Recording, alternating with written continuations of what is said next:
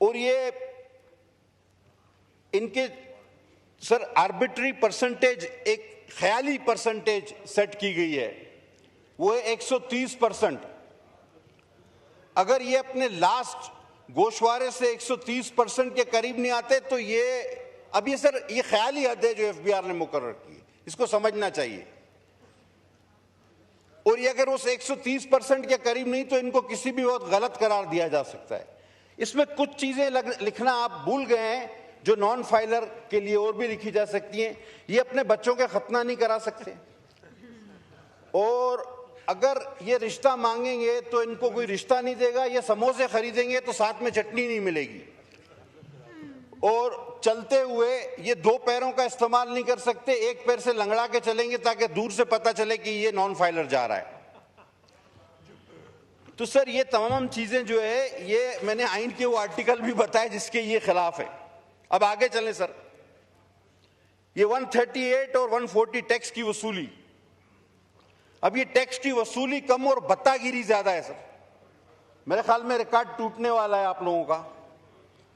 ये कुछ मखसूस हालात में, जिस तरह हमारे साथ कराची में होता था, नोटिस दिए बगैर ही अकाउंट्स मंजमद और रकम निकाल लेगी एफबीआर। यानी नोटिस नहीं देगी, अकाउंट्स मंजमद कर देगी और रकम निकाल देगी। सर ये 104 आपका आर्टिकल है मुंसिफाना ट्रायल का कॉन्स्टिट्यूशन में, ये उसकी शदीद खिलाफ वर्जी है सर। ये कारोबारी अफराद को टोटल एफबीआर के रहमो करम पर करता है। सर ये एफबीआर को क्या आप कोई जल्लाद बनाने जा रहे हैं? नैब से तो चले, ये भी बात हो चुकी, मैं रिपीट नहीं करूंगा। मतलब मुझे समझ में नहीं आ रहा कि ये हुकूमत को किसने मशवरा दिया है। मुझे यकीन है कि इस हुकूमत में इतने काबिल लोग हैं, मेरे बड़े भाई तारड़ साहब की तरह, कि वो ये नहीं कर सकते थे। ये बाबुओं ने कुछ इनको लिख के दिया और उन्होंने पढ़े बगैर ही हमारे सामने इसको रख दिया है। अगर ये इसको पढ़ते तो मैं नहीं समझता कि वो ये बातें यहां लाते। अब सर इनलैंड रेवेन्यू ऑफिसर की तैनाती को दे दे, ये 175C है सर इनका, 175C। ये कहते हैं किसी भी कारोबारी मकाम पर एक शख्स को एफबीआर जाके खड़ा कर देगा कि देखो ये कारोबार से किस तरह नफा नुकसान हो रहा है। यानी आपके ऑफिस में भी वो आपके सर पे खड़ा हुआ होगा, आपकी फैक्ट्री में भी आप वो तैनात कर सकते हैं, आपकी दुकान पर भी लाके उसको एक कुर्सी दे के बिठा सकते हैं। वो सर इसमें अच्छा हुआ ये नहीं लिख दिया इन्होंने कि बेडरूम में वो देखे कि राइट साइड पे इसको सोना है या लेफ्ट साइड पे सोना है, वो भी ये फैसला करे ये आदमी। ये अच्छा हुआ ये इनसे रह गया। सर ये इस किस्म के इकदामात में एक एक करके आपको बता रहा हूं। अब सर सेक्शन 14AC, ये सर मनकूला और गैर मनकूला जायदाद की मुंतकिली है सर। अब जो शख्स सेल्स टैक्स एक्ट में रजिस्टर्ड नहीं, वो ये सारी चीजें नहीं कर सकता। इसमें टैक्स गुजार को सुनने का कोई हक नहीं, और ये टोटल अफसरान के रहमो करम पे होगा। और सर यानी कि अब इनकम टैक्स का एक ऑफिसर, पहले आपको उसके पास पेश होना पड़ेगा और आपको बताना पड़ेगा कि मैं क्या चीज खरीदने के काबिल हूं और मैं क्यों काबिल हूं, मैंने ये पैसे कहां से लाए, कैसे आए। और अब मैं सर खरीद ले तो उसके बाद तो टैक्स वो हमेशा देता ही है, लेकिन अब पहले आपको बताना होगा कि मैं फलां चीज खरीदना चाहता हूं। अब वो उस पर मुनस्सर है, वो कहे कि भाई तुम नहीं खरीदो। यानी हक के कारोबार भी मशरूत कर दिया गया है इनकम टैक्स के ऑफिसरों से कि वो अब आपको बताएंगे कि आप क्या खरीद सकते हैं, क्या बेच सकते हैं, क्यों खरीद रहे हैं, क्या खरीद रहे हैं।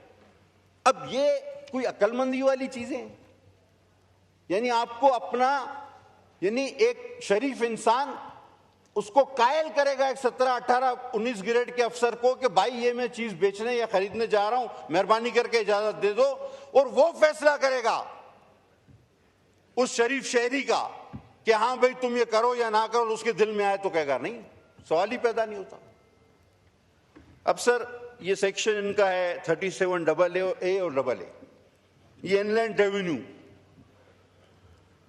ये शक की बुनियाद पे ये शक की बुनियाद पे किसी को भी गिरफ्तार कर सकते हैं कमिश्नर की इजाजत के बगैर। सर, ये इख्तियार तो नैब को भी नहीं था, ये इख्तियार FIA को भी नहीं है, ये सिर्फ इजराइल के पास है। ये इख्तियार अल्लाह ने सिर्फ इजराइल को दिया और अब इन्होंने FBR को दे रही है कि बगैर नोटिस के इजराइल अल्लाह ताला के हुक्म पर जब चाहे किसी की जान ले सकता है। ये इजराइल के बाद ये इख्तियार सिर्फ इनकम टैक्स को दिया जा रहा है। बहरहाल, और उसके गिरफ्तारी के बाद तहकीक होगी कि आया ये शख्स गलत था या सही। अब आपको पकड़ के जूते मारते हुए हथकड़ी लगा के रोड से ले जाएं कमीज उतार के, और 2 घंटे या 4 घंटे दूसरे दिन बाद कहें कि नहीं यार ये शरीफ आदमी था, छोड़ दिया। ये कहां की अक्लमंदी है कि गिरफ्तारी के बाद एक शरीफ इंसान के उसको जो है बेगुनाह करार दिया जाए। ये सेक्शन 37A और AA है, ये पढ़ लेते काश। अब सर, ऑडिट फर्म्स का मामला, आखिरी बात इस पर करूंगा, फिर आगे चलता हूं। वैसे तो बहुत सारी बातें हैं सर। ये ऑडिट ओवरसाइट बोर्ड जो होते हैं, ये स्टॉक एक्सचेंज की ऑडिट ओवरसाइट बोर्ड जो है वो खुद अपनी जो है वो इनकी चार्टर्ड अकाउंटेंट जो इंस्टीट्यूट ऑफ चार्टर्ड अकाउंटेंट वो इनका ऑडिट करती है। सर, अब एक ऑडिटर पे भी ऑडिटर बिठा दिया है। अब इन्होंने बजाय इंस्टीट्यूट ऑफ चार्टर्ड अकाउंटेंट के ICAP पे ये एक इदारा है उसको ये भेजेंगे और अपनी मर्जी के फैसले कराएंगे। सर, आखिर ये सारी चीजें करके ये क्यों समझते हैं कि पाकिस्तान में कारोबार फैलेगा फूलेगा, कोई यहां आकर इन्वेस्टमेंट करेगा? कोई पागल हो गया भाई कि जिसके घर में तुम आदमी खड़ा कर दो, जिसकी दुकान में आदमी खड़ा कर दो, जिसके मकान पे आदमी खड़ा कर दो, जिसकी फैक्ट्री पे आदमी खड़ा कर दो, तुम्हारे पास आकर इन्वेस्टमेंट करेगा, कारोबार करेगा। सर, ये मुल्क का पट्टा बिठाने वाली बात है। ये पता नहीं किसने इनको बजट लिख के दिया, और इनकम टैक्स को ऑफिसरों को तो मैं कहता हूं इजराइल बना दिया। मैं बार बार कहना चाह रहा हूं। अच्छा, आप कह रहे हैं जी सोलर पर 18% टैक्स, बिल्कुल भी नहीं करेंगे हम इसकी हिमायत। अच्छा, कह रहे हैं इंपोर्ट पर 18% टैक्स, आप मुल्क में जो है वो सोलर जो है वो खरीदे। वो भाई, आपने मुल्क में इंजीनियर कौन से पैदा किए हैं? वो कौन सा इतना अच्छा सोलर पैनल बना रहे हैं? सर, अगर पाकिस्तान में बनने वाला पैनल 5 यूनिट पैदा करता है तो उतने ही पैसे का जो हम बाहर से यूनिट मंगाते हैं वो 100 यूनिट पैदा करता है। आप या तो मुल्क में सोलर की उसी तरह की उस स्टैंडर्ड की मशीन लगाते, इंडस्ट्री लगाते, आप उसी सतह के सोलर पैनल बनाते जिस तरह के चाइना से आते हैं, जापान से आते हैं, जर्मनी से आते हैं। आप उस स्टैंडर्ड को मीट करते नहीं, आपने ये तो किया नहीं। आपका सोलर पैनल जो मुल्क में बन रहा है वो लगता है कि रेडियो है जो कि बजता नहीं है, वो डब्बे की तरह है। वो पुराना रेडियो लगता है जो बजता भी नहीं है, और वो सोलर पैनल इतने जदीद है। अब हम जबरदस्ती ये खरीदें वो खरीदेंगे तो 18% टैक्स लगेगा, और आप फिर कहते हैं कि हम मुल्क को तवानाई के बहरान से निकालना चाह रहे हैं। आप झूठ बोलते, आप चाहते ही नहीं कि ये मुल्क तवानाई के बहरान से निकले। वैल्यूएशन, इस पर मुझसे फेडरल मिनिस्टर ऑफ फाइनेंस मुत्तफिक हो गए। कराची की बात करूंगा, 5 लाख रुपए की जो जगह है उसकी FBR ने वैल्यू रखी है 25 लाख रुपए। अब टोटल वो 5 लाख की वैल्यू है, उसकी 25 लाख कहां से लाए कोई 25 लाख वाइट मनी? तो हुआ क्या इससे? अब इनको खुद अंदाजा नहीं कि लोगों ने रजिस्ट्रार के पास जाना बंद कर दिया, 2 गवाह रख के वो शरई मुआहदे करा रहे हैं। लेकिन मैं इसमें शुक्रगुजार हूं, मेरे दोस्त जो अब फाइनेंस मिनिस्टर नहीं रहे, अली साहब भी और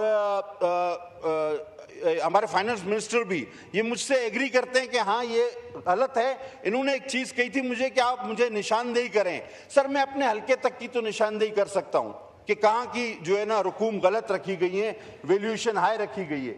लेकिन पूरे कराची का सर्वे सर मैं ये इन जल्लादों से, इजराइलों से करा ले सर। इतनी बड़ी जब इनको इतने इख्तियारात दिए इनकम टैक्स वालों को, तो ये इनसे करा लेना। हम एक पूरी कराची का सर्वे मैं कहां से जाके करूं सर? अब आप आ जाए सर, एक पूरे पाकिस्तान में, पूरी दुनिया में पाकिस्तान एक वाहिद मुल्क है, एक अनोखा मुल्क है कि जिसमें हमारा मकामी माहीगीर। पटेल साहब, आपके विप ने लिख के दिया कि आपको पार्टी की तरफ से एक्स्ट्रा टाइम दे दूं, तो इसलिए एक्स्ट्रा टाइम। जी बहुत शुक्रिया सर, मैं इंतहाई शुक्रगुजार हूं आपका सर। पाकिस्तान इस तरह से एक अनोखा और वाहिद मुल्क है कि पाकिस्तान में मकामी माहीगीर को पोर्ट क्लियरेंस लेनी पड़ती है और उसके एवज उसको पैसे देने पड़ते हैं। अब वो कौन सा अफ्रीका, सोमालिया, अमेरिका जा रहा है, वो जाता है अपनी कश्ती लेके अपने समुद्र में शिकार करता है, वापस आता है, लेकिन उसको कहते हैं कोई नहीं, लेकिन इंशाल्लाह आप कर जाएंगे। और अगर तरक्की करनी है तो खुदा के लिए इस कस्टम को, इस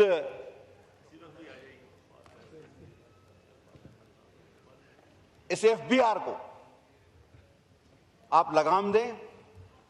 ये गिरफ्तारी, ये आपकी कारोबार की जगह, आपके घर, आपके मकान, आपकी दुकान में इनकी तैनाती को रोकें। ये बगैर सबूत के, बगैर नोटिस के अकाउंट मंजमद करना और किसी को भी शक की बुनियाद पर गिरफ्तार करना, ये सारा इस बजट का हिस्सा है, इस बिल का हिस्सा है। तो ये आप लोगों को भगाना चाहते हैं इस मुल्क से, जो कि पहले ही भाग रहे हैं, या आप चाहते हैं कि कोई ना कोई जिस रास्ते पे हम चल निकले उस पे चल पड़े। सर, कौम में खुशी की एक लहर थी, है, अल्हम्दुलिल्लाह, जैसा कि हमने इसी जगह पे खड़े होकर कहा था कि हमारी कौम में, हमारी अफवाज में वो जज्बा है कि हम दुश्मन को मुंह तोड़ जवाब दे सकते हैं, और अल्हम्दुलिल्लाह सुम्मा अल्हम्दुलिल्लाह हमने दिया। आज हमारा दुश्मन 100 बार सोचेगा हम पर हमला करने से पहले। लेकिन सर, कौम की इस खुशी को, कौम के इस यकजहती को, ये आपका मुल्क दुश्मन बजट पारा पारा कर देगा, जिसमें हर शख्स गिरफ्तार हो सकता है, हर शख्स को जो है शक की बुनियाद पे आप बंद कर सकते हैं, हर आदमी कारोबार नहीं कर सकता। अच्छा, मुझे एक बात सर, आज ये मिनिस्टर साहब बताएं, अगर नॉन फाइलर बैंक अकाउंट नहीं खोल सकता, तो वो अगर कोई नया नौजवान आए, वो कहता है मैं कारोबार करना चाहता हूं, उसको कोई उधार देता है, तो अब वो पहले बैंक अकाउंट ही नहीं खुलेगा, वो कोई चीज खरीद नहीं सकता, तो वो मुझे बताएं वो दुकान कैसे खरीदेगा, वो कैसे शुरू करेगा अपना कारोबार। इसका क्या तरीकेकार है कि कोई नया आदमी अगर अपना बिजनेस शुरू करना चाहे, तो पहले तो आप कहते हैं कि अच्छा, तो नॉन फाइलर नहीं होता, अभी तक तो बेरोजगार था, अब वो फाइलर बनने जा रहा है, तो वो बैंक अकाउंट नहीं खोल सकता, वो कोई चीज खरीद नहीं सकता। ये क्या अक्लमंदी है? ये कौन सी, मतलब किसने बनाया है ये बजट? और नया आदमी तो अब कोई काम शुरू ही नहीं कर सकता, यानी नौकरियां आप देंगे नहीं, कोई शख्स कारोबार शुरू नहीं कर सकता, शुरू करेगा तो उसको गिरफ्तार कर लिया जाएगा, अगर उसने कारोबार शुरू भी कर लिया तो उसके सर पे कोई आके खड़ा हो जाएगा कि देखो ये कमा रहा है या नहीं कमा रहा, और अगर वो आपकी तवक्को जो 130% है उसके मुताबिक नहीं कमा रहा तो इसको अंदर करो और इसके अकाउंट जब्त कर लो। खुदा के वास्ते ये किसी दुनिया में किसी और मुल्क में है? और उसको सुनवाई का कोई हक भी नहीं। ये किसी और दुनिया में ऐसा मुल्क में ये एफबीआर के कानून हैं? सर, सीधा सीधा मैं आपसे कह देता हूं कि सर ये नहीं होगा, ये नहीं चलेगा इस तरह, ना हम मंजूर करेंगे, ना मैं समझता हूं कोई भी समझदार आदमी जो इस बजट को पढ़ सकता है, जो इसको समझ सकता है, वो कभी भी इसके हक में वोट नहीं देगा, कभी भी हक में वोट नहीं देगा। Thank you.